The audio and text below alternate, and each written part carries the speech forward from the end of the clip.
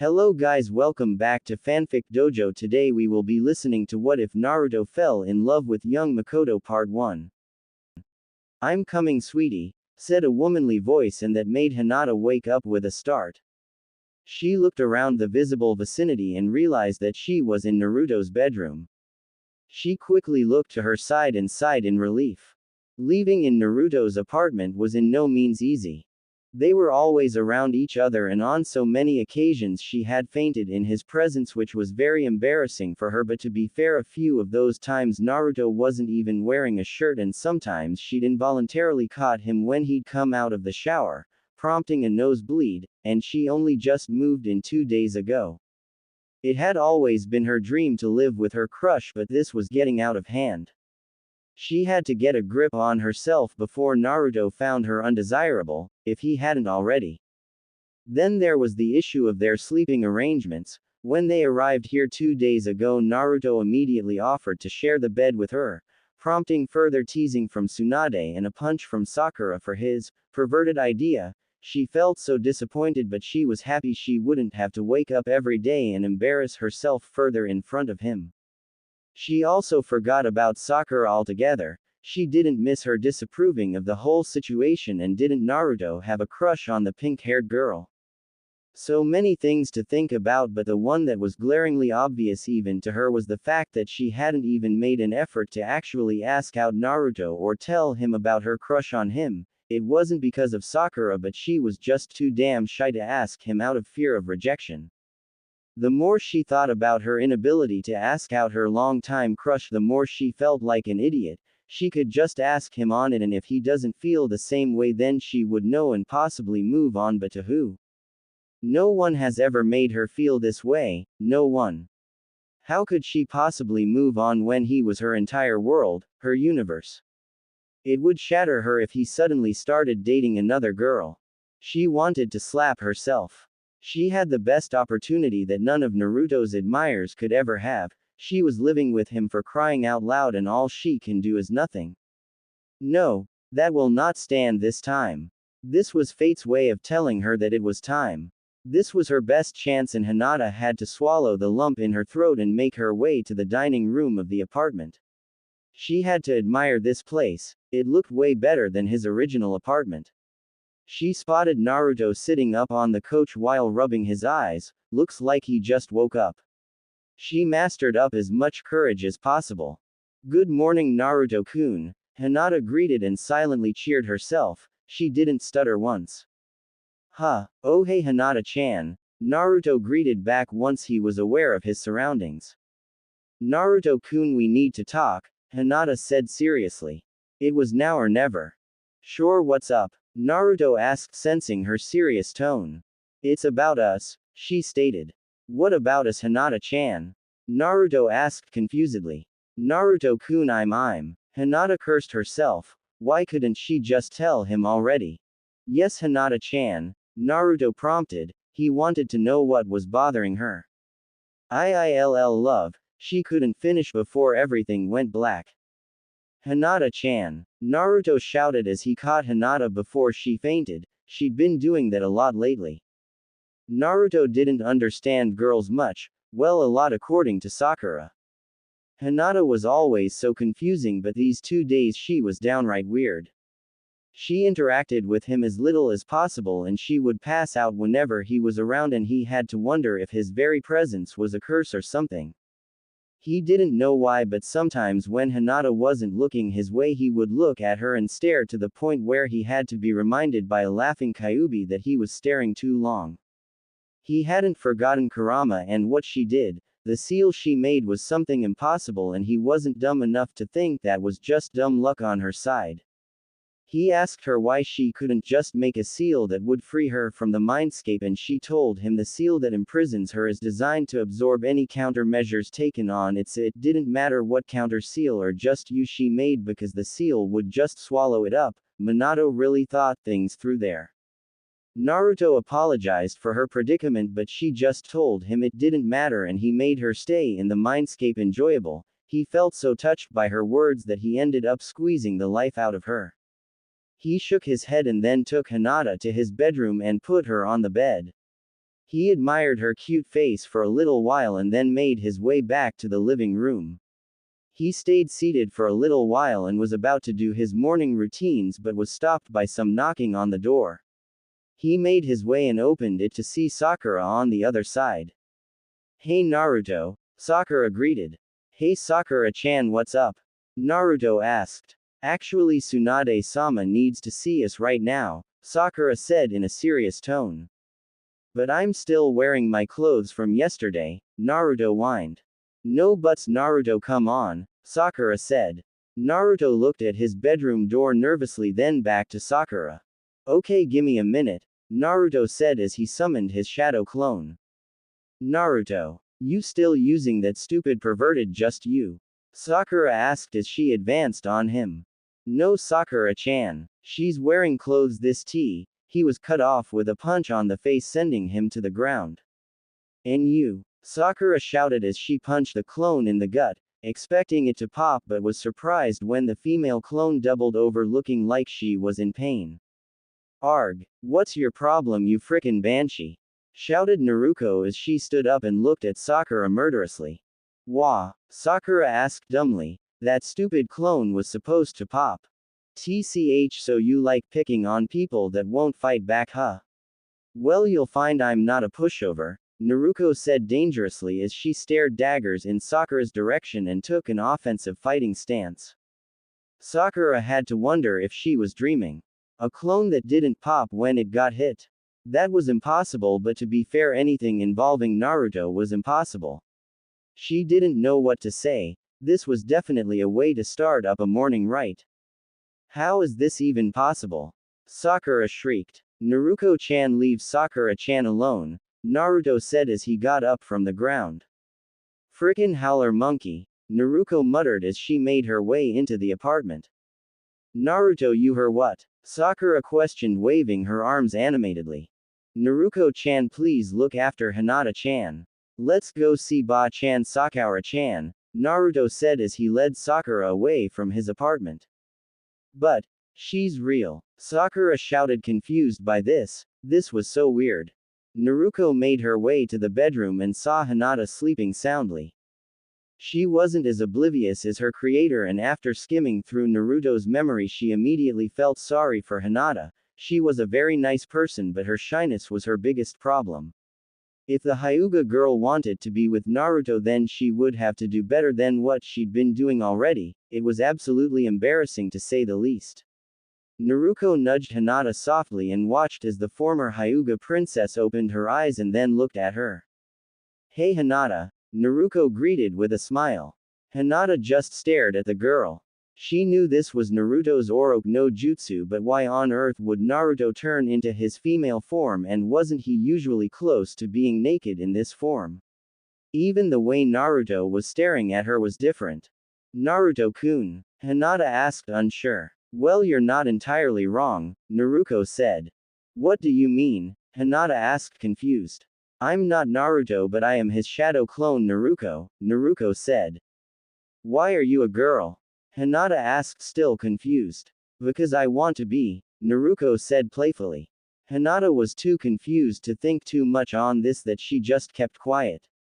"Naruto went to Ba-chan for something important and he left me in charge of your well-being," Naruto said after a pause.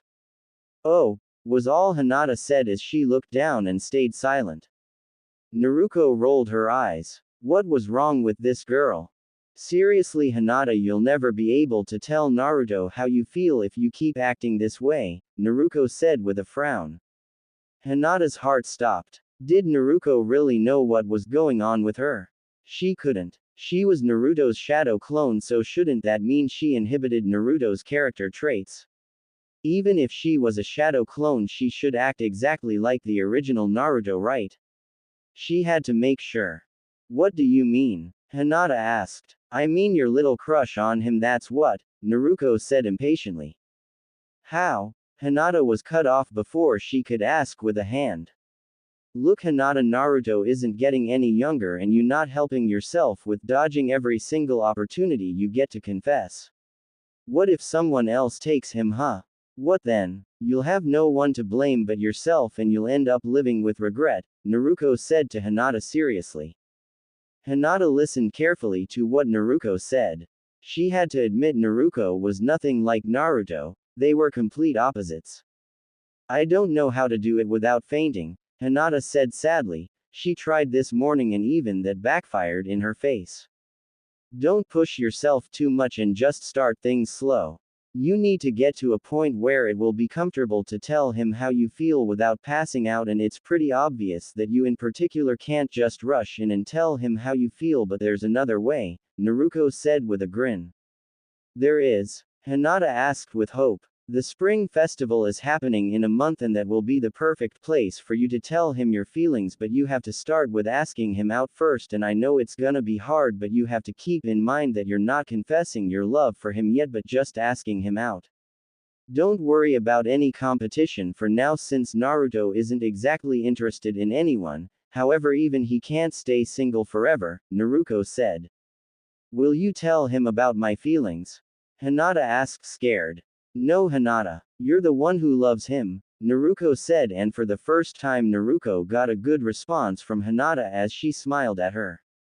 Naruto was with Sakura and Kakashi in Tsunade's office. The lady herself hadn't arrived yet, much to the annoyance of the blonde teen. He hoped Naruto wasn't doing anything stupid right now, like he was the one to talk. Tsunade walked into the office and she wasn't alone, with her was one Temari. We're all here as you requested, Tsunade-sama, Kakashi said. Good. I'm sure you've all become well acquainted with the ambassador of Suna, Tsunade asked, indicating to Temari. Yep, you bet. Hey Temari-chan, Naruto said as he flashed her a grin. Hey Naruto-kun, why haven't you been visiting us lately, huh? Temari put her hands on her hips and glared playfully at him. Ha ha ha ha, I guess I kinda forgot, Naruto said as he rubbed the back of his head. Well, obviously. You were always the idiot, Temari teased. So why are we here, Tsunade-sama? Sakura asked. I'll let Temari explain the situation, Tsunade said and motioned for Temari to begin. Well, we've got a bit of a problem in Suna, Temari said. Well, whatever it is, it couldn't be worse than Akatsuki, right? Naruto asked and received a serious look from Temari. We not sure yet, but we haven't ruled out that possibility, Temari said seriously and received serious looks from everyone except for Tsunade. That's why I called you here. You are to assist the Sand Village in finding out what exactly is the problem there, Tsunade said. But what makes you think there's even a problem?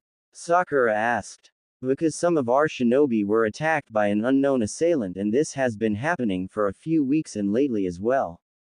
Trust me, if we could deal with this alone then I wouldn't be here in Konoha, Temari said. Not far from Sunagakur was a building that seemed to be made completely out of sand. In the building were dark surroundings, some sunlight penetrated through the building windows but not enough to lighten the dark area. Deeper inside the building stood a silhouette figure that resembled a female with long hair and wearing a cloak. Her eyes were glowing with a faint purple hue. Her demeanor seemed to scream power. I'm coming, sweetie. I'm coming for the both of you, the silhouette said from the darkness of the building. Hinata made her way to the Hyuga compound for her regular visit with a small smile on her face. She wasn't stupid and made sure that her visits with Hanabi were done without the potential repercussions of being easily discoverable. The last thing she wanted was for Hanabi to suffer at the hands of their father just because she was seeing her. Naruto would be away on a mission, but he made sure to see her before he went, and that's when she did what most would have considered impossible. Flashback. Hinata was sitting in the living room of Naruto's apartment. She didn't really feel comfortable with calling it their apartment yet, even if Naruto was okay with it. Naruto had popped herself a few minutes ago and made Hinata promise to act and be brave the next time she saw Naruto, and even though Hinata promised that she would, she didn't know if she could keep to her word. She wasn't really worried about why it was taking so long for Naruto to come back. If he went on a mission, then at least she would have more time to summon her courage in order to ask him out. Her hopes were dashed, however, when the front door suddenly opened and in walked the man of her dreams. Hey Hinata-chan, Naruto greeted enthusiastically when he saw her sitting on the couch. Naruto-kun, Hinata greeted back shyly and mentally sighed sadly. She was never going to change, was she? I just came to tell you that I'll be gone for a few days because I gotta do a mission in the Sand Village, Naruto said. Oh, okay. Hinata replied a bit less nervously. She felt so touched that he came back just to tell her where he would be, the man of her dreams indeed. Give me a minute to pack up and I'll be out in no time, Naruto said, smiling at her as he made his way to the bedroom. Well, he came to pack too, but that didn't matter. She looked down at her hands on her knees. She was truly pathetic. How many opportunities would she have before it was too late? Here he was. What the hell was wrong with her? If this was the way she was going to act for the rest of her life, then she didn't think she even deserved his attention. Okay, Hinata-chan, I'm all packed up and I'll be back in a few days, Naruto said and made his way to the door, but before he could even touch the knob he was blindsided by a shout. Hinata didn't know what came over her, whether it was all those failed attempts or her self-pity, but she couldn't, and didn't want to, stop her body as she shot to her feet and shouted, "Wait! What's wrong, Hinata-chan?" Naruto asked, a bit startled at her shout. Hinata looked around nervously after she realized what she did. Oh great, now what? She was struggling not to faint again. No. Enough was enough. Her indecisions and unease would be the death of her, and she was sick of it. If she could act the way she wanted around her sister, then why not the love of her life? No more. Hinata looked at Naruto with so much determination that her mind was only focused on one thing and one thing only, Naruto. Naruto-kun, Hinata said seriously without so much as a stutter. Naruto for his part was becoming a little bit nervous. He had never seen Hinata look at him the way she was right now. Was she angry at him for something? He certainly hoped she wasn't going to hurt him. Even if he was a cage-level shinobi, he would never lay a hand on her, but he squashed that thought. This was Hinata for pit's sake. Yeah, he replied back. I know this sounds weird and out of the blue, but the spring festival is in a month and I'd really like it if we went together, Hinata stated. She prayed that he wouldn't be so dense and treat it as friends, just hanging out, and invite their other friends to come along. Sure thing, Hinata-chan. We can get the off. Naruto didn't get a chance to complete his statement because the look Hinata was giving him told him she wasn't happy with his answer. Naruto-kun, I meant just the two of us, Hinata clarified. She was using every ounce of willpower not to faint right now, and the only thing keeping her focused was the possibility of this being her last chance to have a chance with him. Just the two of us, Naruto repeated and went into deep thought. He was confused to say the least. What exactly did she mean? Should the two of them just hang out without the others? There was something more to this though. Hinata wanted the two of them to go to the spring festival together, just them and no one else. It took a while, but he finally put all the pieces together. Wait, like a date?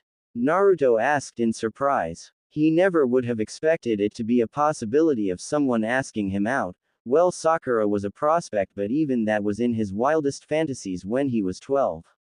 He didn't even think anyone wanted to go out with him, but maybe he never paid enough attention to the female populace, and even so, it wasn't like he was looking for a relationship at the moment. What should he do? This was definitely a serious subject, and he had to think carefully before he said something stupid. Yes, Naruto-kun, Hinata replied and waited with bated breath for his answer. So he guessed right. He thought about it, really thought about it. Hinata was cute, loving and caring, everything he liked about her. He never really thought about dating her, but he would be lying if he told himself that he didn't feel at least something for her. The thought of going out with Hinata on one date didn't sound so bad to him, and he didn't really want to treat Hinata like Sakura treated him in the past when it came to the whole dating thing.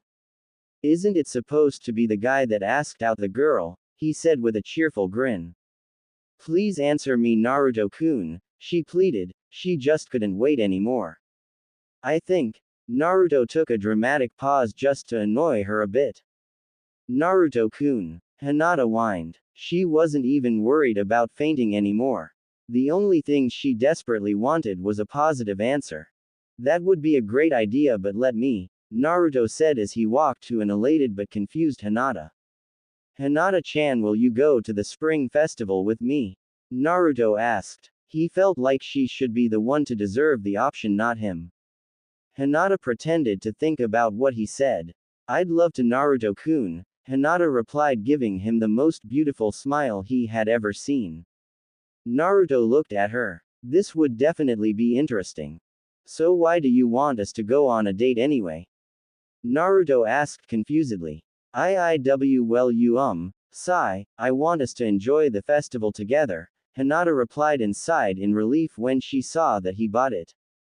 She wasn't going to tell him yet, fearing she would faint before it even came to that, but at least she had a chance with him at the most romantic event of the year, the spring festival.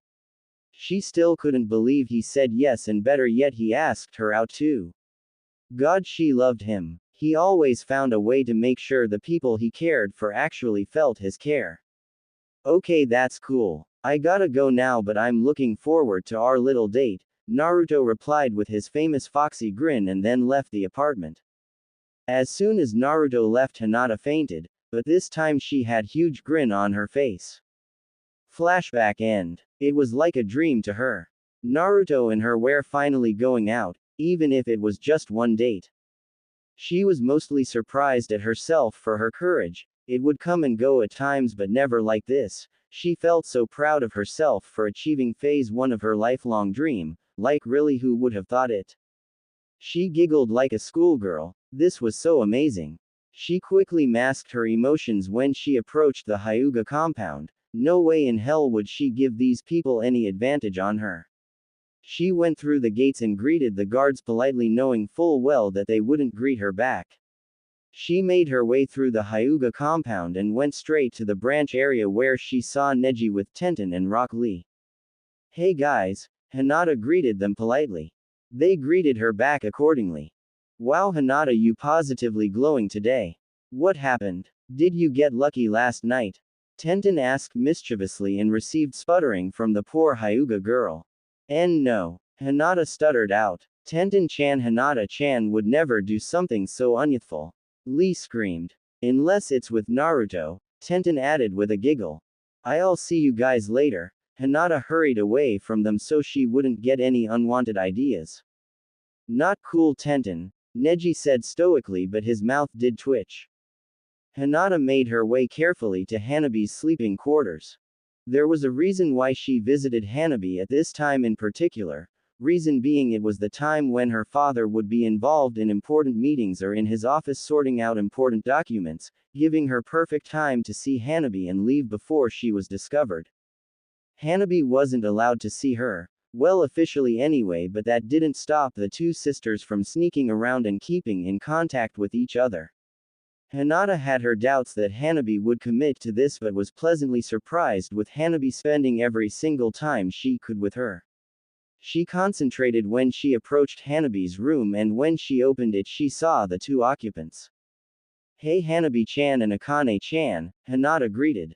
Hanabi greeted enthusiastically, then quickly composed herself when she realized she was with Akane, and Akane was looking at her like she had grown a second head. Hello Hinata-san, Akane greeted as well. Hinata met Akane 2 days ago when she came to see Hanabi.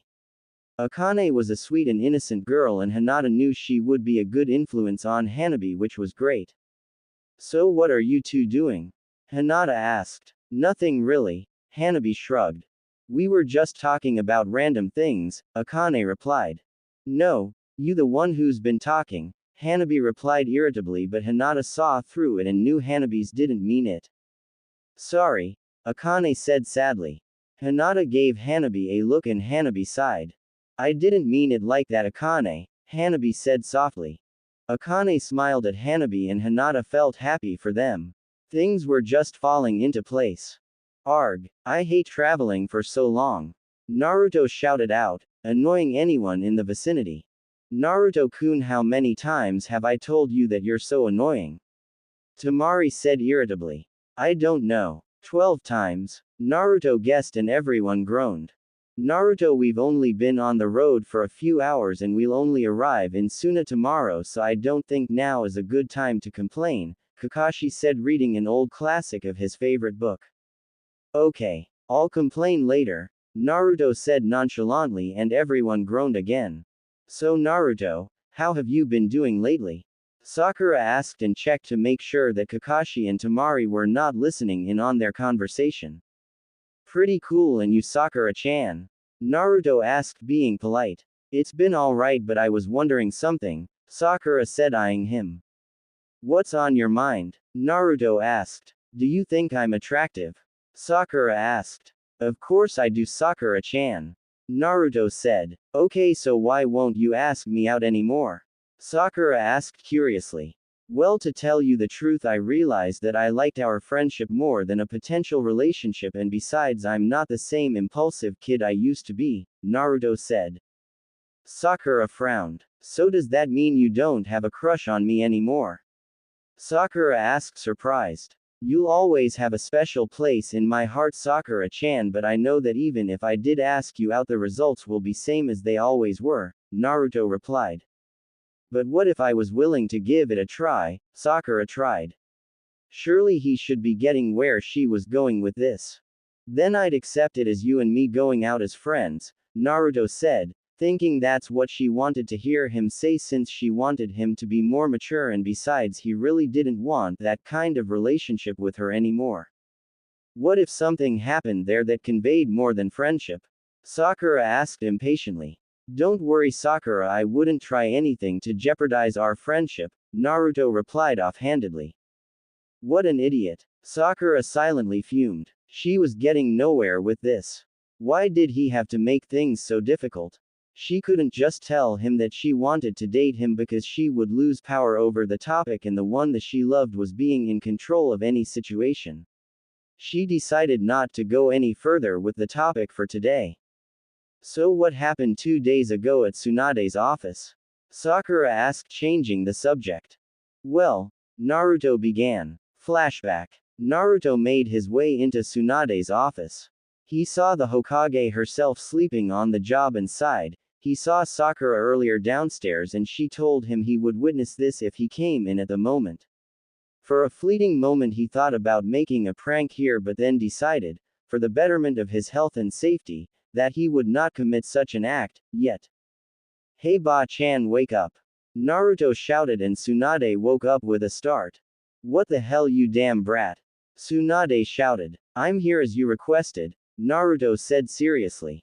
I see. Take a seat and let's begin, Tsunade said a bit groggily. So Naruto went on explaining everything from the beginning, including Kyuubi's participation in getting rid of the caged bird seal that was on Hinata. Tsunade knew the Kyuubi was not to be blamed for the attack that happened 16 years ago, but she was still weary of the beast. She trusted Minato's seal and knew the Kyuubi couldn't have a significant influence on Naruto. Besides, from what she was hearing, Kyuubi or Kurama was actually a nice individual, if she wasn't being mind-controlled. The Kyuubi being female was news to her too. She needed to know if the fox wasn't planning something that might involve the death of her people.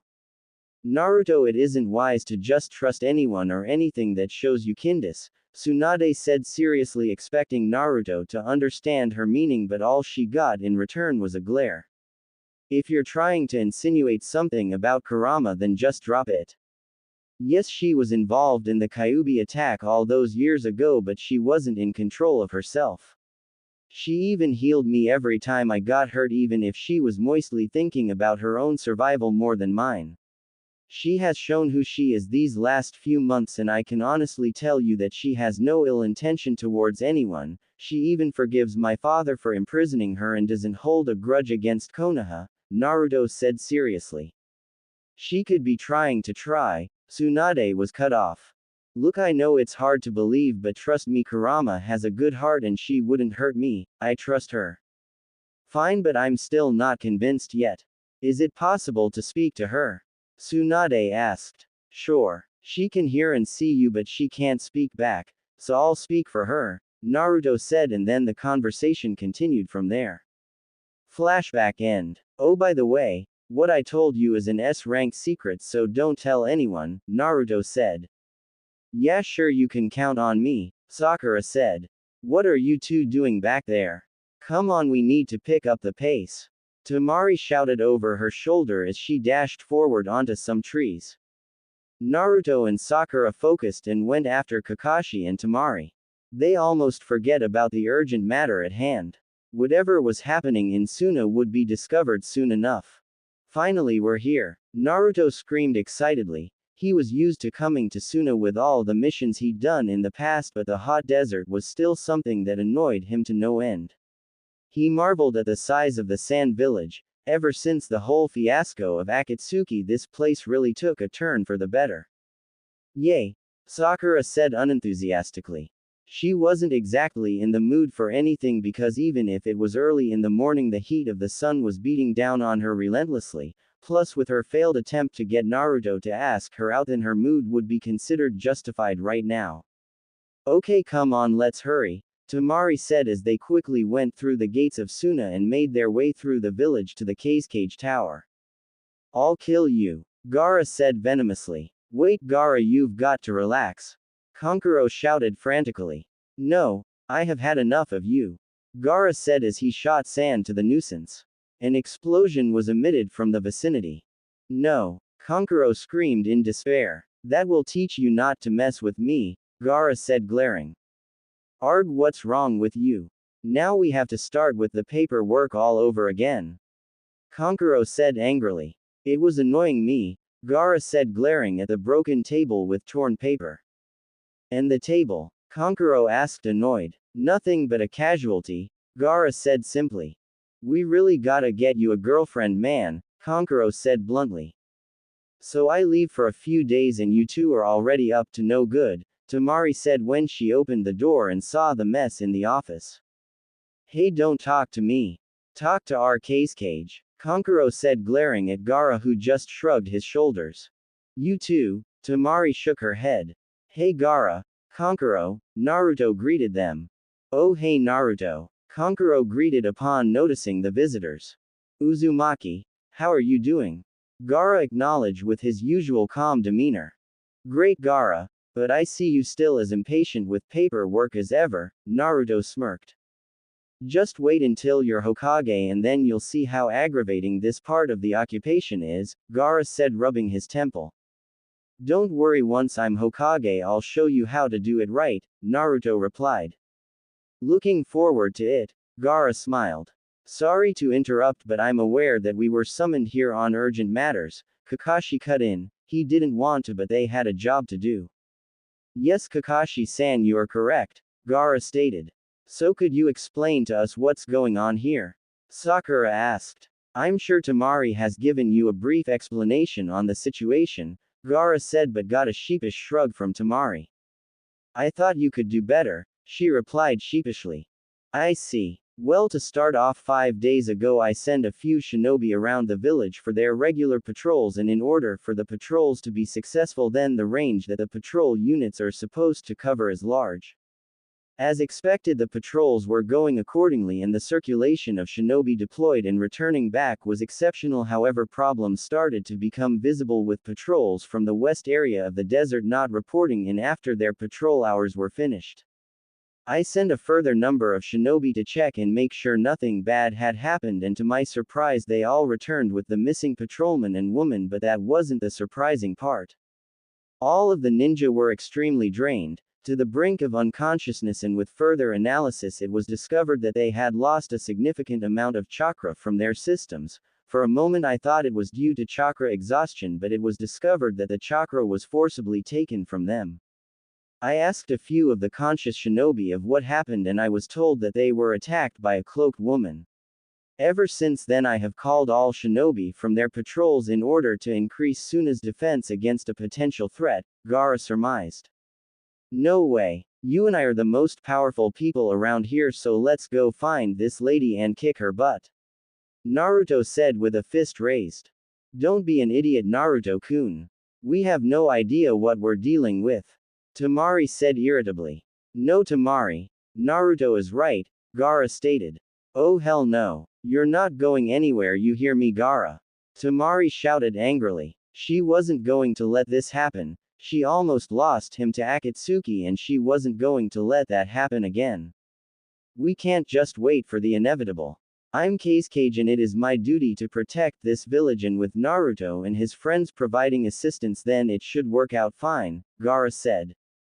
I'm coming with you and we're bringing 10 Jonin ranked shinobi with us, Tamari gritted out. Tamari, I don't think you should go, Gaara was cut. To hell with what you think. Call me when it's time to leave. Tamari said angrily and stormed out of the office. What's wrong with her? Sakura asked curiously. Ever since Akatsuki came into the picture, Tamari has adopted an overprotective sister persona and won't allow me or Gaara to do anything too dangerous even if Gaara is Kazekage, Kankuro sighed. Well, that's understandable, I mean she's just worried about you, Naruto said with a smile. Yeah, Gaara said. So when shall we leave? Kakashi asked. Tomorrow morning. I would like to ask if you could provide medical assistance in our hospital, Sakura, Gaara said. It's alright, it would be my honor, Gaara, Sakura said. Thank you, all of you, Gaara replied, truly grateful. No problem, Gaara. So where can we stay until tomorrow? Naruto asked. I've arranged accommodation for you. Kankuro will show you the way, Gaara said. Alright then, we'll see you tomorrow, Kakashi said as they made their way out of the office. Great, if only I could get someone to clean this mess, Gaara stated irritably as he stared at the broken table with sand. Naruto was walking around the village alone. Kakashi and Sakura were staying in their hotel rooms that they were provided. He was looking for Tamari but he didn't really know where to find her. As luck would have it, he found her at the one place he never expected her of all people to be, a ramen restaurant. She looked really sad and torn. She also looked a little bit tipsy and he could see the reason was the sake on the side. Hey, Naruto greeted as he took a seat next to her. I'm a bad sister, Tamari asked bluntly. Why do you ask? Naruto asked carefully. I know sometimes I may seem mean and angry towards my brothers but I really do love them. Why can't anyone see that? Tamari said as she downed another cup of sake. We all see it, Tamari-chan. Naruto smiled softly at her but she still seemed unconvinced. When Akatsuki almost took them away from me I didn't know what I would do. Without them in my life I don't know how I could move on. I don't want to lose them. I almost them once, Tamari said and wiped her face to stop the tears that were coming out. It's okay, Tamari-chan. Look, I know you care for them. If you didn't then you wouldn't act the way you do. There's nothing wrong with it, I promise, said Naruto reassuringly. Thanks, Tamari said and stopped drinking altogether. Will you need help getting home? Naruto asked. Nah, I'm not drunk, Tamari smiled. Alright if you say so, Naruto said and then caught something. What are you looking at? Tamari asked as she also turned to see. The Spring Festival, Naruto stated as he stared at a poster. Hee yeah, I almost forget about that, Tamari said as she eyed the poster and then Naruto. What? Naruto asked when he noticed her stare. So who are you going with, huh?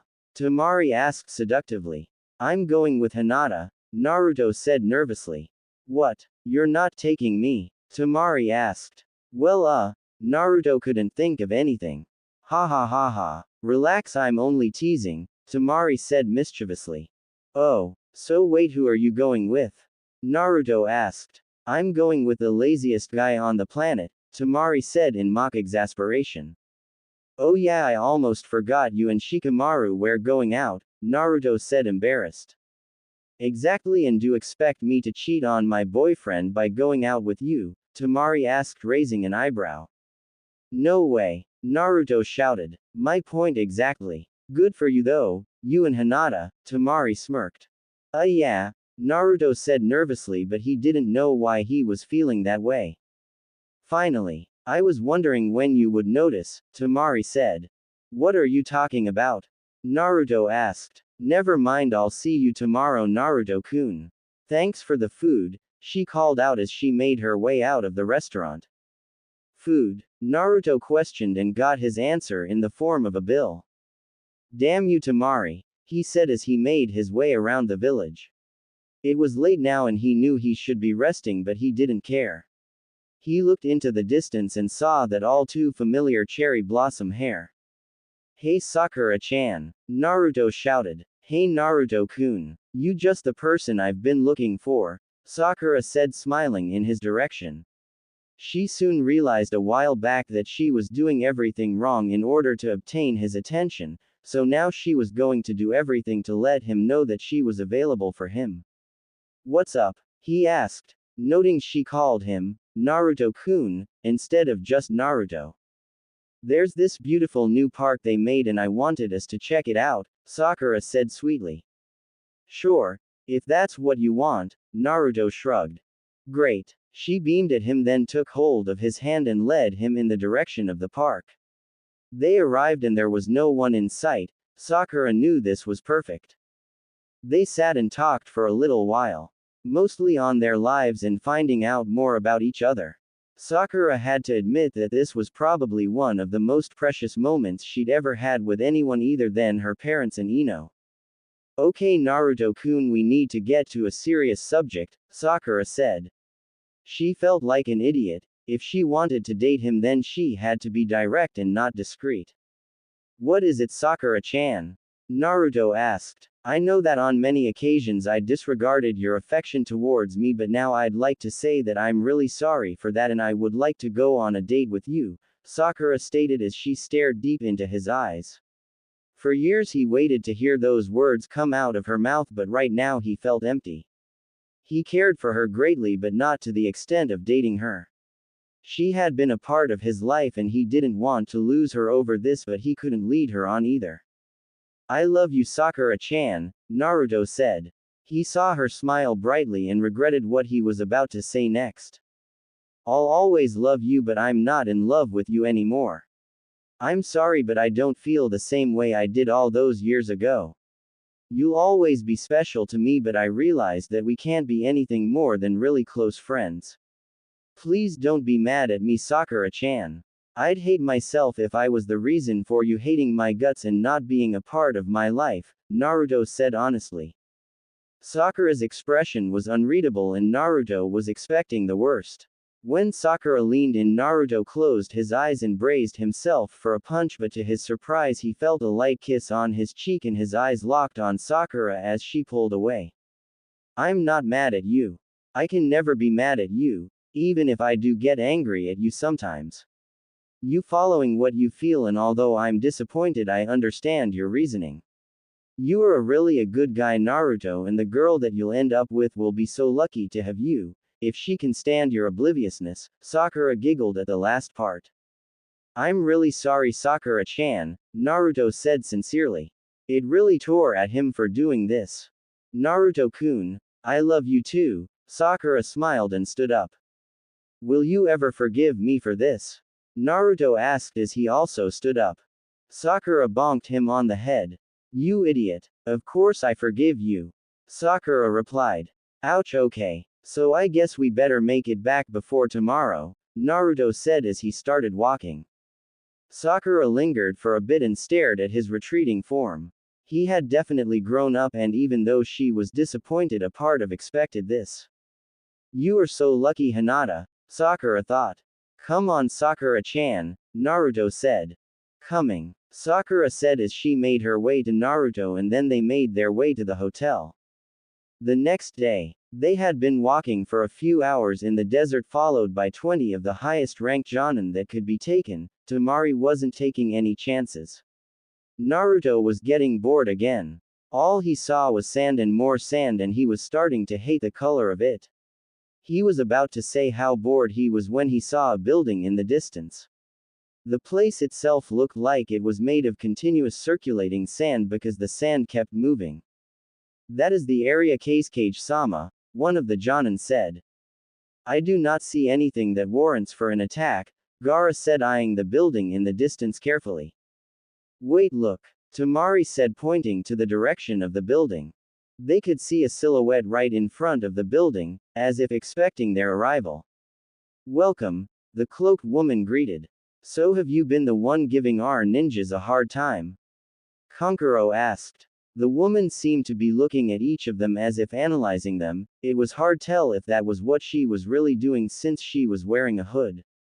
Yes, you would be correct, said the cloaked woman.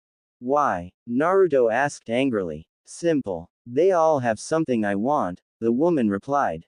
And what might that be? Gaara asked. Chakra, was her simple reply. Will you stop this act of stealing our shinobi's chakra? Gaara asked. I'm afraid not, for you see that is the only way I can get stronger, she replied, and even though her face was covered you could see her eyes giving off a red glow. Then we have no choice but to detain you, Gaara declared. You are free to try, however it might not end well for you and your comrades, the woman said. Immediately after her statement Gaara ordered his men to detain her. The Jonin were fast, but she was faster as she dodged all their sand-based jutsu and occasionally took full blows without even being harmed in the slightest. Gaara realized that long-range attacks wouldn't work on her, but he had something everyone else didn't, full command of the sand. He pulled sand from underneath the woman and inked her in the sand. All looked fruitful until she effortlessly blew his sand away without even lifting a finger. So you are the cage that can control the sand, said the melodic voice. I am, and we will stop you, Gaara said. You got that right, Naruto said as he quickly made a Rasengan and was about to charge the woman until Sakura stopped him. Don't. She takes chakra, remember? Sakura hissed. Enough of this, the woman said and raised both her hands with her palms open in the direction of the squad. Her hands started glowing blue and strips of chakra were being extracted from every shinobi in the area. They could all feel it. Quickly create a distance, Gaara commanded. They all moved away quickly. I'm sorry cage, but I won't let that happen, the woman said as she continued to suck the chakra out of their networks. Sorry lady, but you asked for this, Naruto said as he appeared behind the woman in a yellow flash. Naruto punched the woman and sent her flying until she landed at a distance. For the moment the chakra extraction stopped. The woman stood up and Sakura and Naruto both gasped. Hinata was in Naruto's apartment watching TV with Hanabi. It was Hanabi's turn to visit. Hinata had been having a bad feeling ever since the morning started, like something horrible was about to happen. I'm coming, sweetie, that dream brought shivers to her spine. Who was the woman talking? Why did she sound so familiar? She had been hearing that woman's voice in her dreams for days now and she didn't know what it meant, but she didn't like it. How did Naruto do it? Hanabi asked curiously. Oh right, they were still on the subject of Hanabi discovering about her seal or lack of. I don't really know, Hinata said honestly. While that knucklehead really does have a few tricks up his sleeve, Hanabi said. Hanabi, Hinata warned. Sorry, but even you have to admit he can be an idiot, Hanabi said. Hinata shook her head, but she didn't fully disagree with a sister. Hey, can I tell you something? Hanabi asked uncertainly. Sure, anything, Hinata said. It's not serious, it's just, I've been having this weird dream lately, for a few days now, Hanabi said. What weird dream? Hinata asked curiously, not liking what she might hear. Well, I can't see anything and I hear this voice that kind of calls to me, Hanabi said. Do you know what the voice says? Hinata asked wearily. Yeah, it always says, I'm coming, sweetie, and that's when I wake up, Hanabi said thoughtfully, then turned to see a shocked Hinata. What's wrong, Hinata? Hanabi asked worriedly. Nothing, Hinata said, but she could still see Hanabi's worry for her. Okay, but if you need someone to talk to then you can count on me, Hanabi said. Hinata smiled at her, but her mind was elsewhere. Hanabi had been having the same dream as her. This was so weird to be a coincidence, and that made her worry. She couldn't shake off that bad feeling, and after what Hanabi had told her the feeling increased tenfold. Hinata-chan? Naruto asked as he looked at the woman standing in front of him in shock. The woman's head whipped to his direction. It seemed that he had her full attention now. Hinata? Do you mean Hyuga Hinata? The woman questioned. Naruto stared at her. He was shocked to the core. This woman looked like Hinata except much older. Her hair was blue like Hinata's and even her face was similar, but the one thing that threw him off were the eyes, those eyes that looked exactly like the Jubies. Naruto realized to his horror. He could never forget the color of the eye of that monstrosity. The eyes on this woman that had Hinata's image matched the eye of the Jubi. There was also that all too familiar malevolent chakra that was similar to the Jubi's, but he also felt another chakra signature coming from the woman that wasn't malevolent. Do you mean Hyuga Hinata? The woman asked again with a hint of impatience. That's none of your b. Sakura was trying not to give this woman as much information as possible, but Naruto ruined her plan. Who are you, lady, and why do you look like Hinata-chan? Naruto questioned angrily. How dare someone try to steal Hinata's identity and turn it into something evil? He didn't see Sakura's angry face. So you are familiar with Hinata if you were able to easily distinguish our similar physical traits. You should also be very close to her with how you referred to her using Chan in her name. I hope not too close though, otherwise you and I might have a problem, the woman said.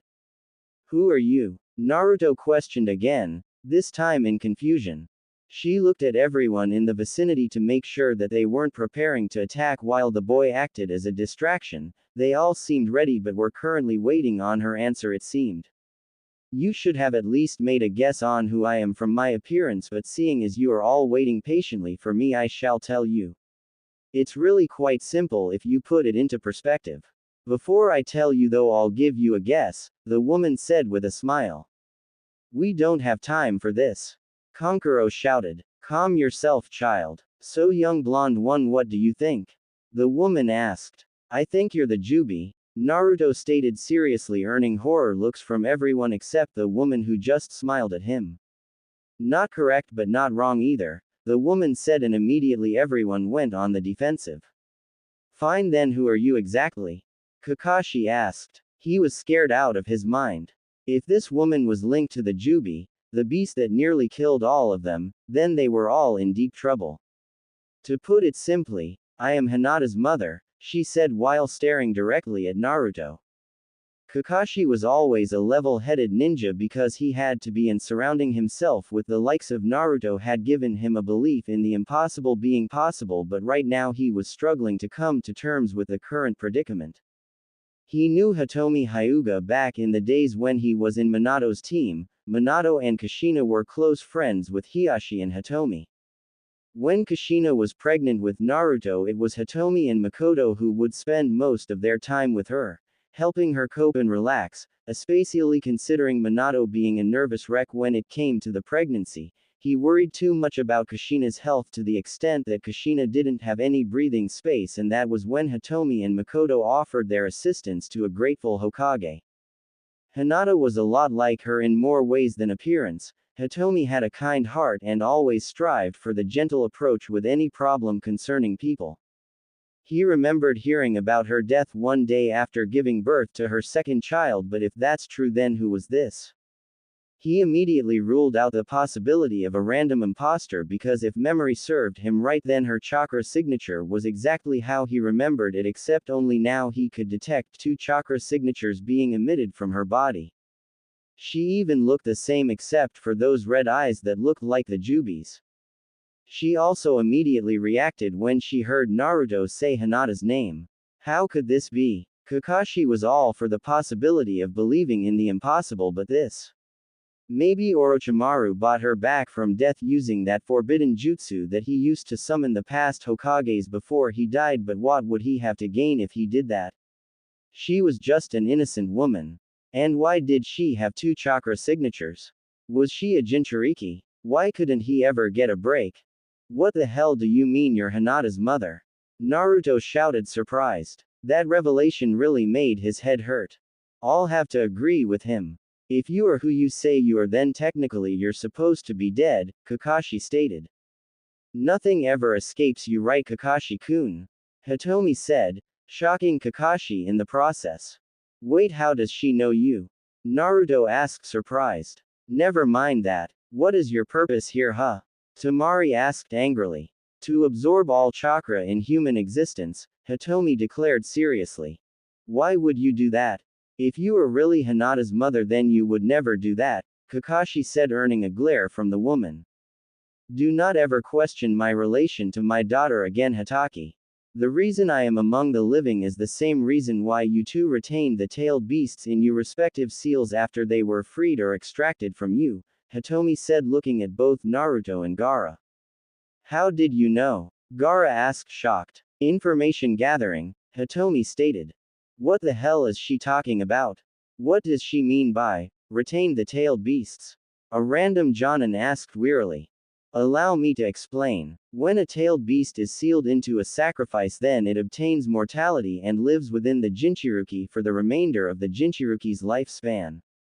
Now theoretically, once a Jinchuruki dies a natural death, then the beast is freed from the seal, so that's why other sacrifices are prepared, example being the likes of Kushina Uzumaki when she came to containing the Kyuubi from Mito Uzumaki, who was also a container of the nine-tailed fox. But if the container were to experience an unnatural death, then the imprisoned beast would die with its host. Once you remove the seal from the designated area of your mindscape, then the beast will also be freed as well. However, in all these scenarios there is one thing that remains the same, the residual chakra left behind by the demon. When the beast is free, it's still linked to its container in what is referred to as a chakra line.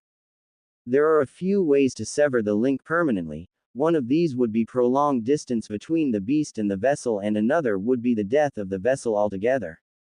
If the chakra line is strong and short enough, then the beast could be reabsorbed into its original container forcibly, and a new seal made by the Shinigami himself will be created to permanently detain the beast within the host until the host's death. So even if you remove the seal from within the mindscape, then the demon would only have a temporal window in order to create a large enough distance to sever the link. Even if the Biju is seemingly destroyed, the chakra line is still existent, and so the Biju could still be returned into you. You should be well aware of this, Naruto-kun, Hitomi said, looking at Naruto. Heck, everyone was looking at Naruto except Sakura and the Sand siblings. Naruto, you still have the Kyuubi? Kakashi asked, shocked. He thought they rid of the demons a long time ago. Yeah, we never knew about the link until it was too late, Naruto said as he kept his eyes on the woman who seemed to know him. And what about you, Gaara?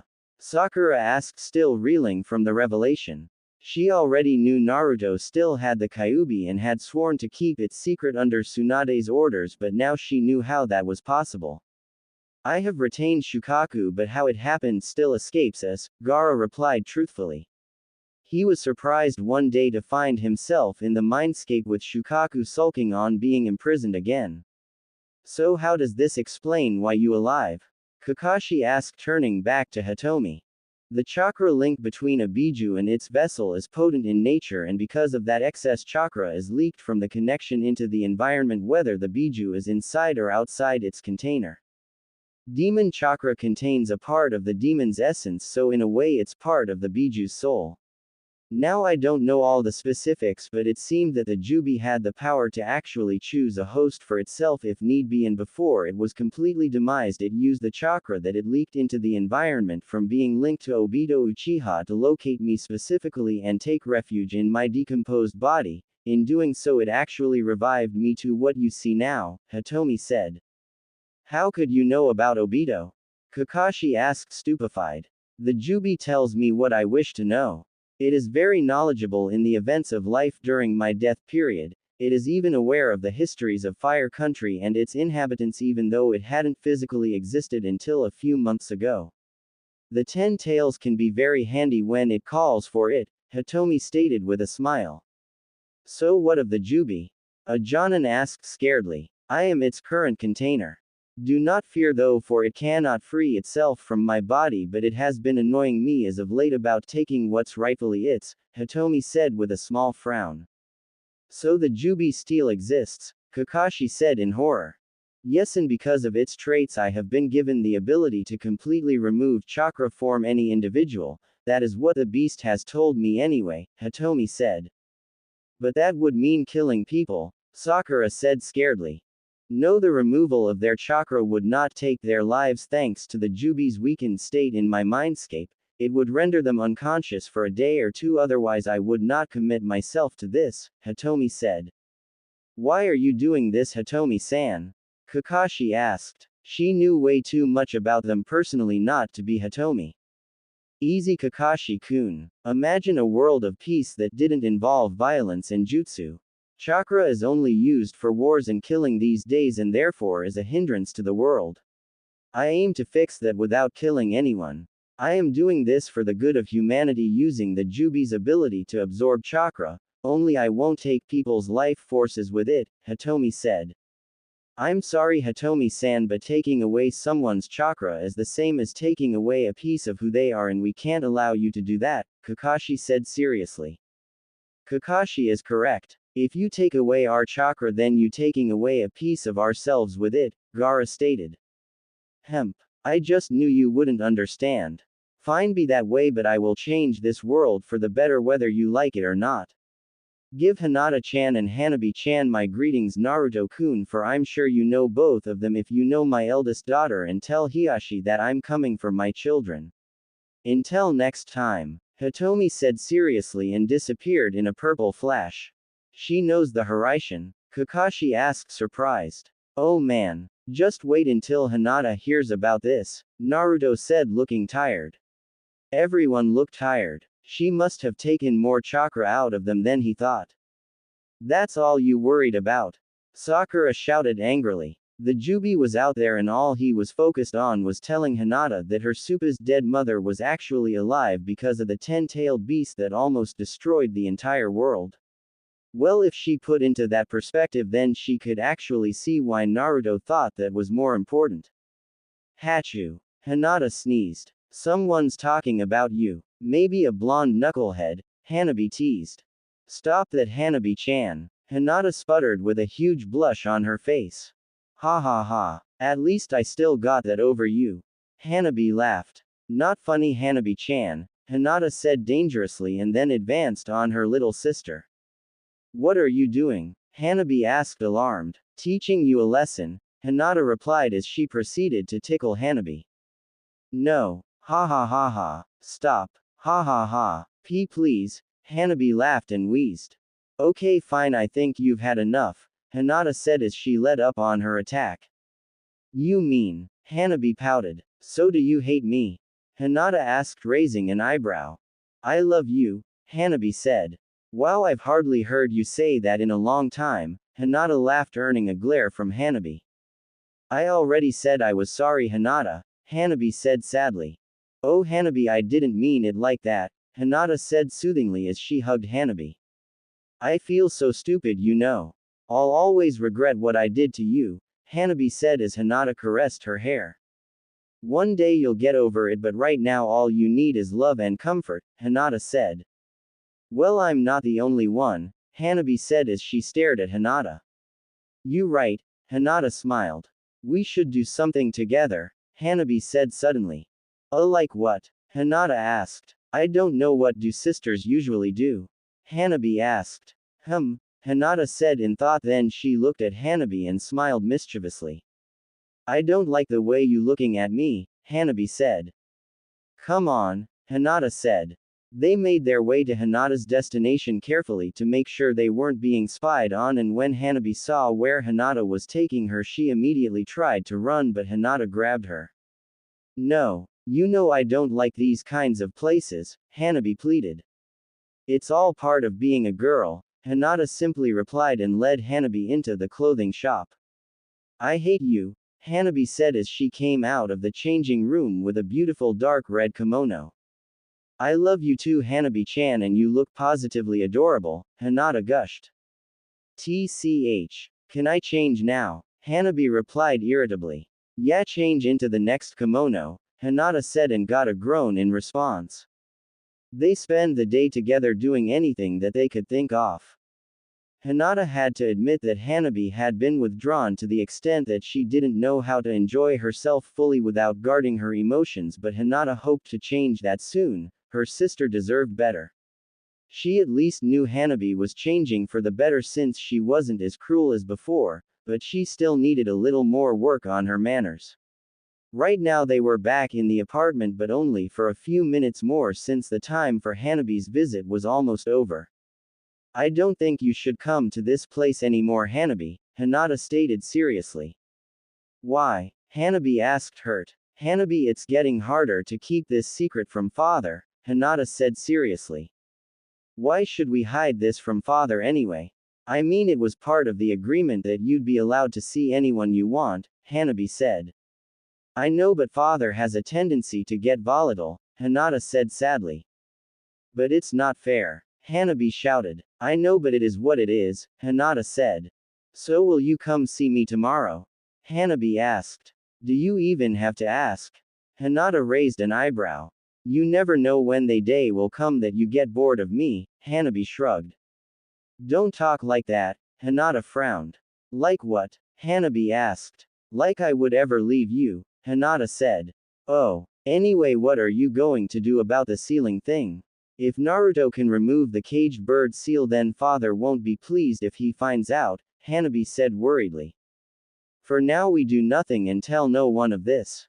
I am thinking of using Naruto's ability to help our family together, but not now, Hinata said. But you can't participate in clan matters because you're not a part of the Hyuga clan anymore, Hanabi said. I know, and that's the problem. If they could only lift the banishment, then I would immediately be eligible for Hyuga head since I'm not branded anymore, Hinata replied sadly. So you want to be head? We could work on this thing together if you want, Hanabi suggested. That would be lovely, Hinata said. Okay, I have to go now, but I'll see you tomorrow, Hanabi said as she made her way out of the apartment. Bye, Hanabi-chan, Hinata called out. She sat down on the couch. She was pretty tired with today's activities and didn't feel like doing anything big right now. She was left to her thoughts, and her thoughts led her to the blonde hero.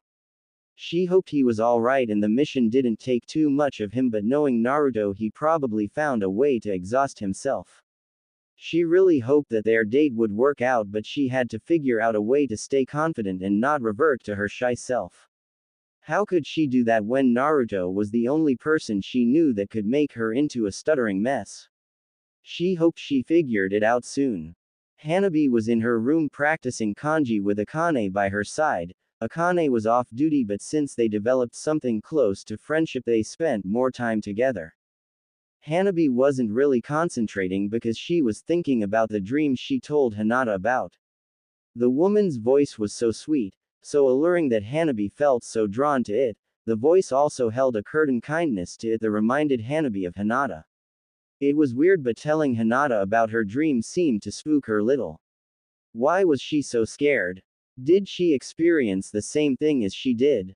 It would have been a very unexpected coincidence.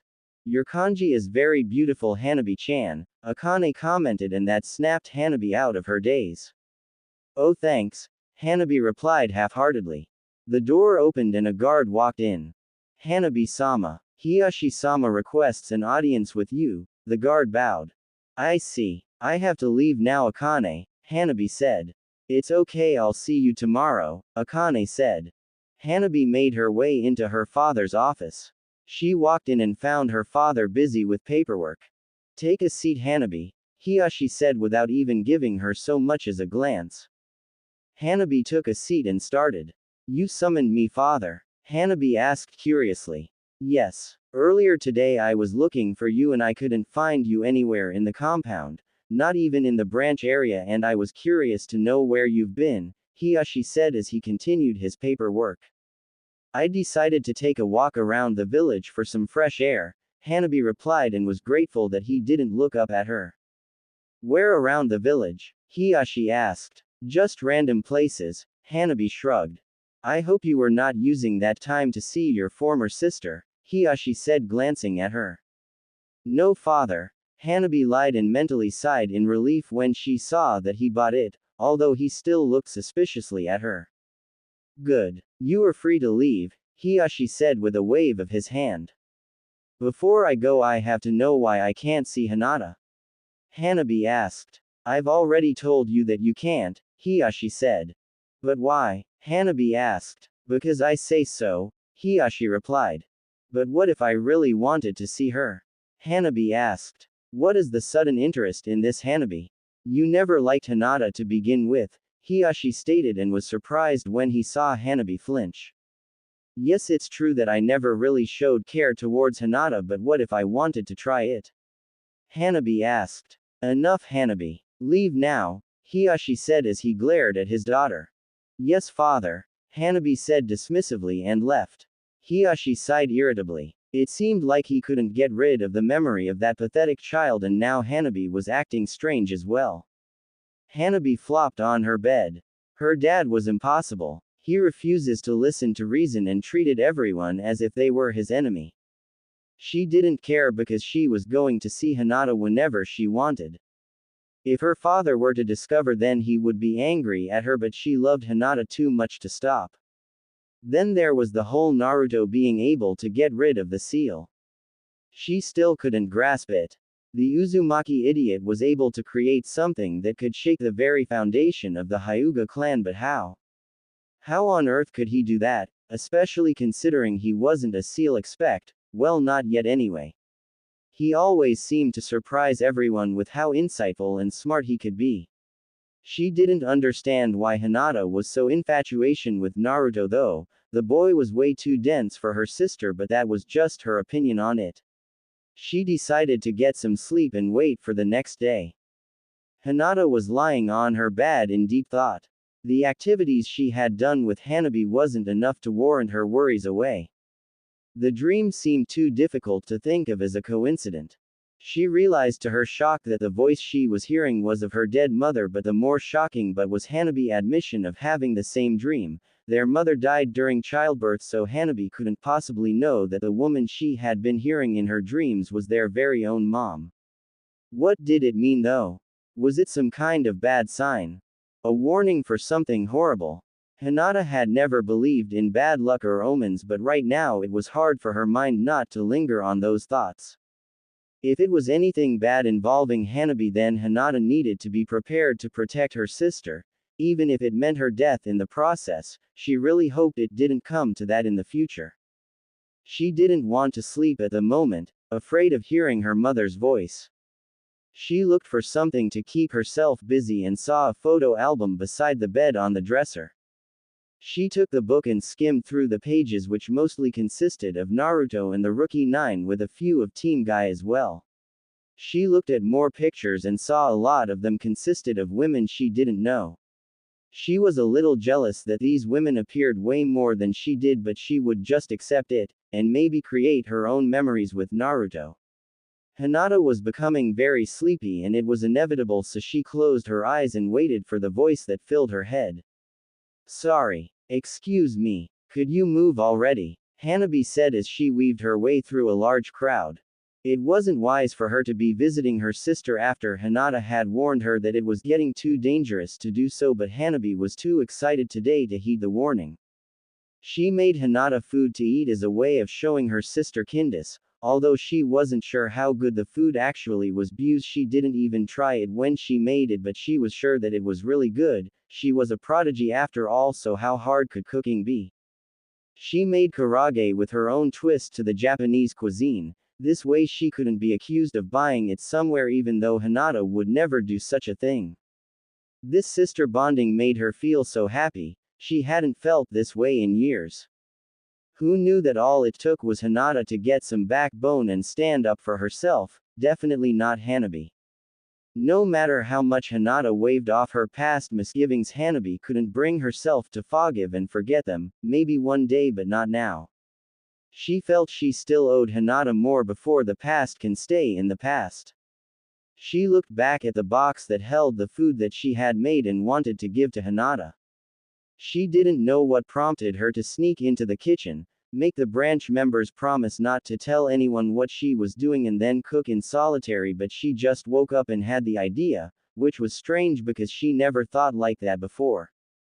It was 3 days ago when Hinata had warned her not to visit, but Hanabi had something to share with her and that's what she was going to do, damn it. She had become too distracted that she ended up bumping into someone, knocking her off balance and making her drop the box, which spilled all the contents on the street.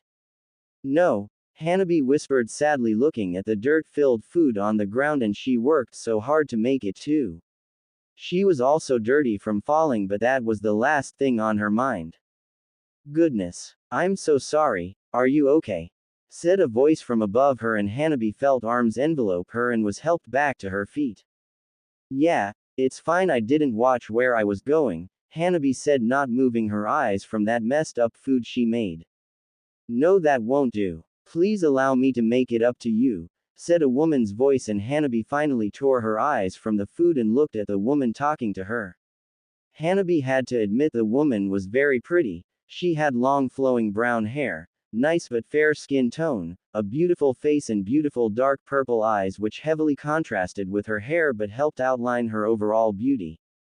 No, it's fine, really, Hanabi said kindly. She was trying to change after all, and there was no point in berating this woman. I insist. My house is just around the corner. We can get you cleaned up. It's the least I could do, the woman continued. Hanabi would have told the woman it didn't matter, but something told her that it wouldn't be enough to convince her. Through her training, she had learned a great deal on how to read people, and this woman seemed genuinely regretful for what happened. Plus, Hanabi didn't have the heart to say no to this seemingly kind person, so she relented. Besides, if anything bad were to happen, then she could handle herself. Okay, Hanabi said, suddenly noticing she was already being led by the woman. Good, was all the woman said with a warm smile. Hanabi got to the woman's house and was instructed of the place she could get cleaned up. She made her way into the shower and was informed of a new set of clothes waiting for her when she finished. This was so weird. She was in a stranger's place. A stranger. Hinata would surely be upset with her if she found out about this, but nothing bad has happened so far. She hoped she didn't speak too soon. She made her way out of the shower and opened the bathroom door a little bit and saw a clean stack of clothes on the floor. She didn't feel comfortable with putting on clothes she was unfamiliar with, but her other clothes were dirty and nowhere to be seen. She got dressed and made her way to the living room. She saw the woman in the kitchen and walked to her. Thank you for the hospitality, but I think I should leave now, Hanabi said. The food that was dropped, did you make it? The woman asked. Yeah, Hanabi said with a frown. I've got a lot of ingredients available in my kitchen. Perhaps you can make something similar to that, the woman offered. No, I couldn't do th. Hanabi was cut off with the woman smiling tenderly at her. I don't mind. Cook to you heart's content, the woman said. I don't know, Hanabi said wearily. It's okay, the woman drawled with a smile. Thank you. My name's Hanabi, Hanabi said. She didn't know why she was doing this, but this woman made her feel really comfortable. Besides, this way there was no way she could be discovered by her father or his spies. You can call me Saya, Saya said. So Hanabi started making the same dish she made for Hinata using Saya's ingredients. She had to admit that Saya had tons of different ingredients at her disposal. She took a glance and saw Saya sitting on her living room couch and reading a book. Hanabi had never been a person to openly trust someone, let alone a stranger. What was wrong with her? Maybe Saya did something to her. Hanabi mentally kicked herself. If she kept this up, then it wouldn't be long before she became paranoid. And Saya, why did she just let Hanabi into her house? This woman was very strange indeed, but Hanabi wasn't complaining. I'm done, Hanabi said with a hint of glee. Saya put her book down and then made her way to Hanabi. So is this the same food you made before? Saya asked, eyeing the fried fish, meat and vegetables. Yeah, exactly the same. You have a lot of ingredients. Sorry for the mess and using too much of your food, Hanabi said. Alright. The mess isn't that big and I have a large stock of fresh food to begin with, Saya said kindly. Oh, okay. Thanks again. Do you have anything I could use to carry it? Hanabi asked. First things first, Hanabi-chan. Can I take a bite? Saya asked. Sure. I mean, it is your stuff I used, Hanabi said. Saya smiled and then took a fork and proceeded to take a small portion of the karage Hanabi made and put it into her mouth. There was a pause, but it didn't take long for Saya to scrunch her face and gag a little. What's wrong? Is it the food? Hanabi asked. Gulp. I have to admit the food is kind of overwhelming, Saya said as evenly as possible. Hanabi saw straight through it and knew that Saya was saying that her food was bad. Her head dropped in disappointment. She could blame the taste of the food on its condition, but she was already told that the food was fresh. Well, it was my second time ever cooking anything, Hanabi said. There's no need to feel upset. Some people are gifted with the skill while most others practice to achieve it. Since it was just your second time, you can't fault yourself for this. Just keep cooking until you get better, Saya said. Sigh. Thanks, Hanabi said, but the disappointment was still there. Now what was she going to give Hinata? Quote. You know, we could work on this together. We can start from scratch and make the exact thing you tried to, if you're willing, that is, Saya said, staring down at Hanabi. Sure, Hanabi said, uncertain of what to say. Excellent, Saya replied gleefully. They began cooking together, with Saya helping her to apply the right ingredient to the right part of the meal. Hanabi was enjoying herself immensely. She had her suspicions of Saya and her intentions, but that was quickly dissolved with how kind Saya was to her. How could any person be this nice just out of goodwill? She was like an older version of Hinata, and Hanabi knew there wasn't many people like that in the world. She smiled when Saya praised her for a perfectly seasoned fish. Saya really did have an affect on her, and Hanabi was very confused why she felt so calm and free around this woman. The food they had been making was finally completed, and Hanabi marveled at the prestation and taste. It looked way better than her first and second attempt. They put the food into a container and Hanabi was finally ready to go. I'm not sure I can keep these clothes, Saya-san, Hanabi said, looking down at herself. Ah, it's okay, Hanabi-chan. Think of it as a gift. Besides, those clothes won't be able to fit me, Saya said, smiling. Hanabi looked carefully at her shirt and pants. They looked brand new, like they were bought just yesterday. Hanabi frowned. Were these clothes meant for someone else? Hanabi asked. Yes, however that person didn't want them, Saya said. Oh, well, thank you, Saya-san. I'll see you around, Hanabi said as she made her way out the door. Hanabi-chan, Saya called. Yes, Hanabi asked, looking back. You're turning out to be a beautiful girl, Saya said. Thanks, Hanabi blushed and left, not knowing what to think of what she just heard. Saya closed her door and made her way to the living room couch. She sat down and got back to reading her book. She turned out so wonderfully. If only I can get to talk to her and Hinata at the same time, Saya said as she skimmed through pages. No one here would be able to stop you, so why not just get them now? Said a booming voice.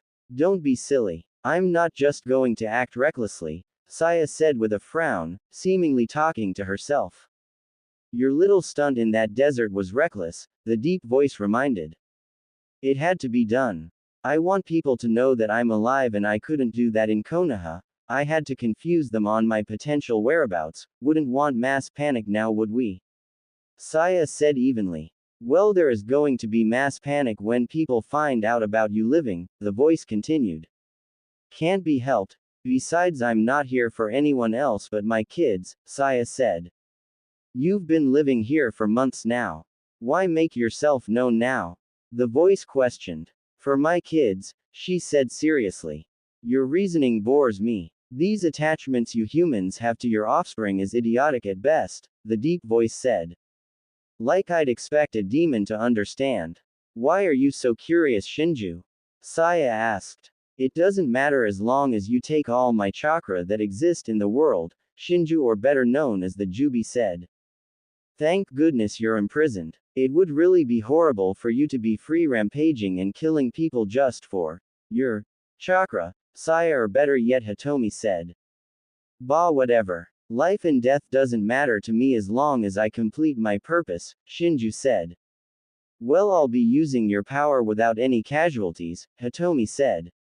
Like I said, human, as long as I complete my purpose, purging this world of chakra, Shinju said, and then cut off the link. Annoying Jubi, Hitomi said with a frown. Hinata was walking through the street of Konoha at a frantic pace. She came to the Hyuga compound but couldn't find Hanabi anywhere and no one knew where she went. Hinata was worried sick. If anything happened to Hanabi then she didn't know what she would do. God, where was she? Hinata's brain kept on giving her worst-case scenarios where Hanabi would die every time. She was about to scream in frustration when she saw Hanabi come out of a corner.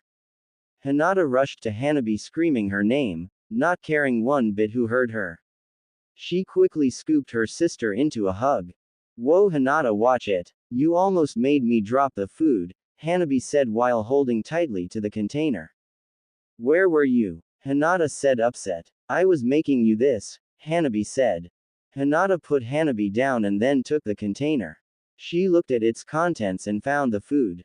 Come on, let's go to the apartment. No use in getting discovered if we go to the compound, Hinata said more calmly and went with her sister to Naruto's apartment. Sorry for making you worry, Hanabi said after noticing her sister's face. Sigh, it's okay, but please don't go around like that. I don't want anything bad happening to you, Hinata said. Okay, Hanabi said as they walked together. She wanted to tell Hinata about the woman that she met but she feared Hinata would get upset again. This can't be happening, Tsunade said as she rubbed her temple. Things just kept getting worse. She didn't think that Kakashi and his team would get much out of the mission she sent them on, even if it took them until now to return to Konoha, but from what Kakashi had reported she was wrong, big time.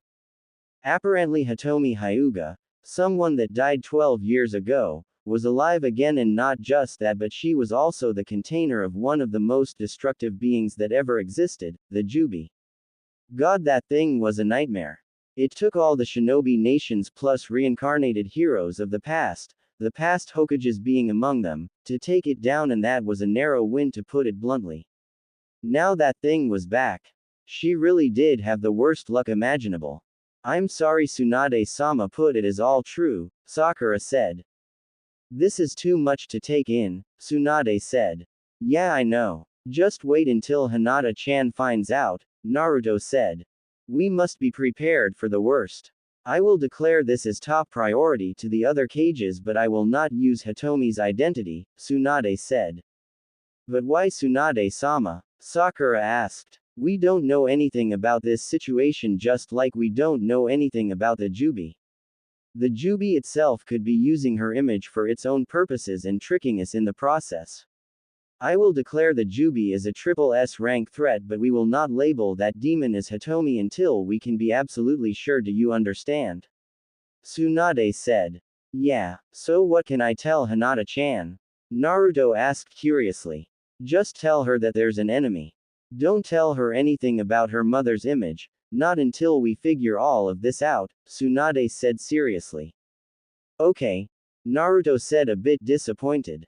You've all done well and your pay will be sent to you. Get some rest and relax as much as possible because I'm pretty sure things will be getting busy soon, Tsunade said. They all left Tsunade to her thoughts.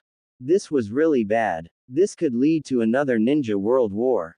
She decided to start immediately with contacting the other cages. Shizune, get in here, Tsunade ordered. She truly hoped that this assailant wasn't the kind, lovable woman that would spend her times with Kushina, because if that was so, then the decisions Tsunade was going to make would be the hardest in her life. Konoha Graveyard, situated at a distance away from the lively village. Home to fallen warriors, heroes and loved ones alike. The place where most of the ninja and civilians rest and decay for the rest of life itself. A stream of light was heading in this very direction. No one would be able to witness it due to the tension of the world war against Madara and his followers. Pain's attack on this place was very damaging to say the least, but they were slowly pulling themselves together and rebuilding what was once clean and clear buildings from the ground up, well, in some places anyway. The light itself seemed to be made of pure energy or something eerily similar to chakra, with the way it resembled something being burned in the sky. The impact on the graveyard wasn't quite significant enough to cause alarm, but an explosion still rounded the area nonetheless. The graveyard seemed to glow with a light red hue for a moment before the light dimmed, then disappeared altogether. For a moment there was nothing but that silence that existed prior. Nothing seemed out of place, but then suddenly the ground, in a particular area, exploded from the inside, and something that seemed to be coffin had been blown wide open with a decomposed corpse present for all to bear spectacle to, if there was anyone present to begin with. The light from earlier returned, but this time it only resonated in the very open coffin as it seemed to be consuming the bony body. The light shined blindly for almost 2 full hours before it died down, and in its place is a perfectly healthy-looking body. The body did not move or give any indication of life. Looking at the gravestone, one would clearly tell that this area, that looked exclusive to begin with, was the place where someone very important was buried. That person would be the lovable Hitomi Hyuga. Her breath hitched in her throat. Her body felt like it was on fire, and that in itself was anything but pleasurable. Her body felt like it was being forced to change in ways she could not understand and handle. She felt the most unbearable pain she could ever feel. It couldn't be described because it was that. She could feel. She could breath. Her eyes shot open and she squinted them due to the brightness she hadn't adjusted to. She was dead. She knew she was dead. She felt the life pull out of her when she died, and that was in no way a dream. So what happened? She opened her eyes slowly and wearily. They burned a bit from the brightness, but she willed it out until she could finally see.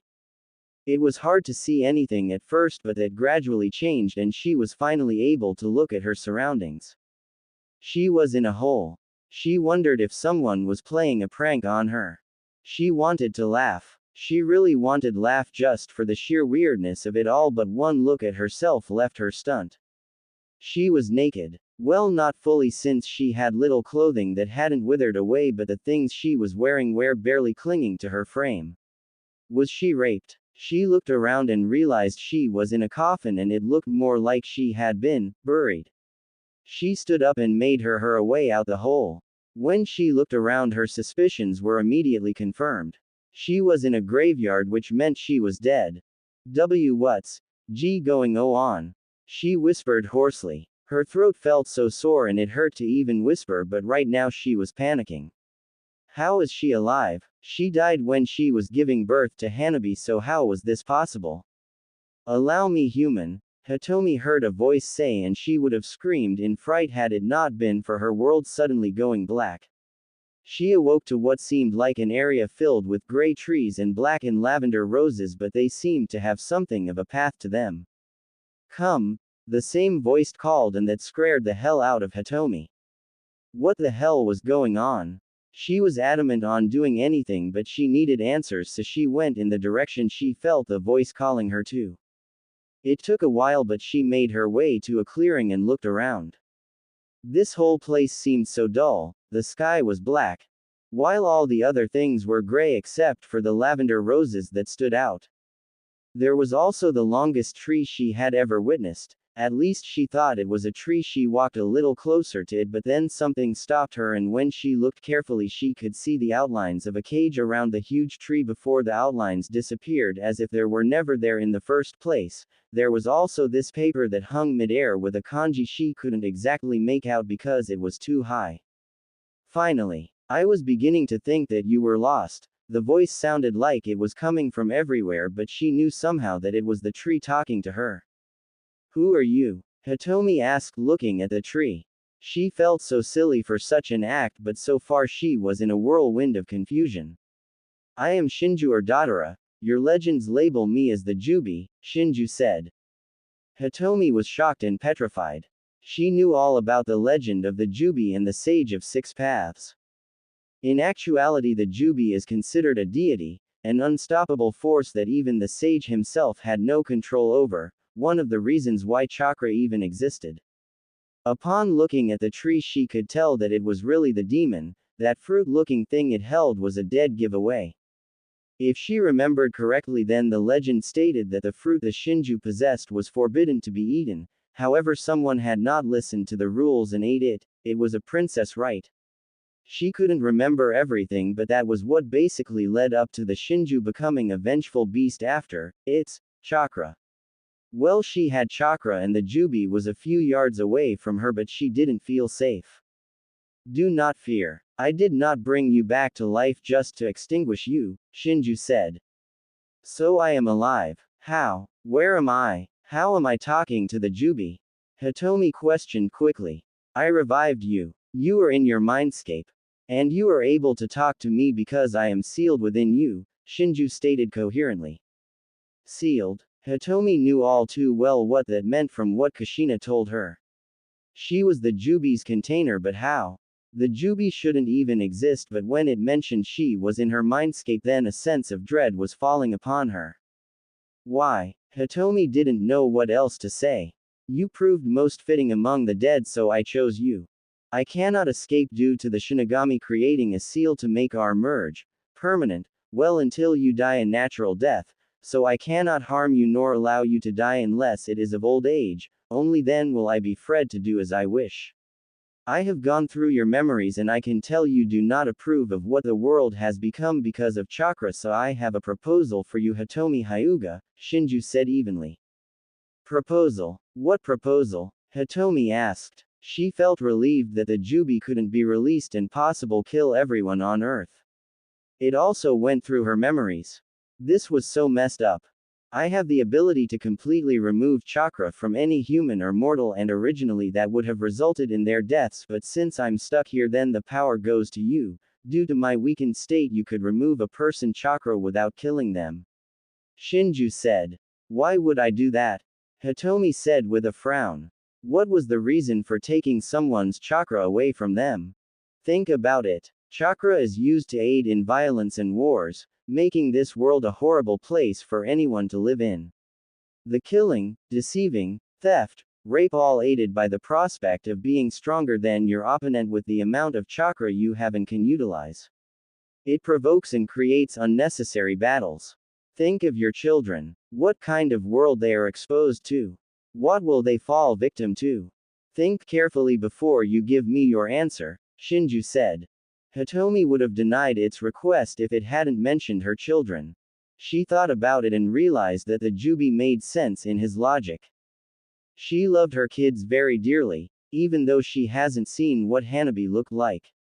She didn't want them to be involved in anything that could put them in danger, and besides, she wouldn't be killing anyone with what she did. They may be something the Jubi wasn't telling her, but she knew it was telling the truth about the rest of it. Kushina told her that a Biju's word is law. She screwed her face into that of determination. I accept, Hitomi said. She was doing this so her babies wouldn't have to live a life of violence. Flashback end. She planned on keeping to her mission as well. This was for her two beautiful children who she would die to protect. Crap, Naruto said as he turned around another corner and ran like a bat out of hell.